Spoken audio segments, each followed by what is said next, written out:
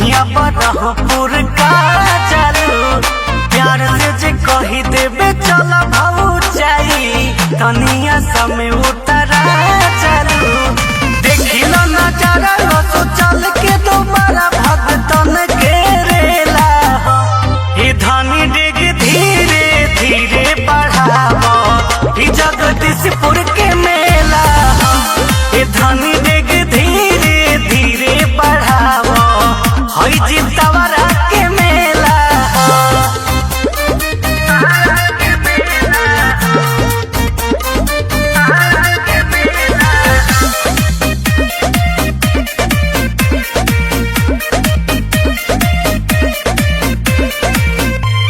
जय हो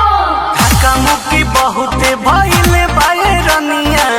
वीर कुंवर सिंह के किला में चल नरियल तू चुनरी चढ़ई हा मजाली हर मलीला में देखो बड़ी भीड़ भइल बाटे पंडाल में सभे लोग दर्शन करेला खुशहाल में लाई तन मन जाके कर सुमिरन ई कमाइए के खेला ए धनी डेग धीरे धीरे बढ़ावो ई जगदीशपुर के मेला ए धनी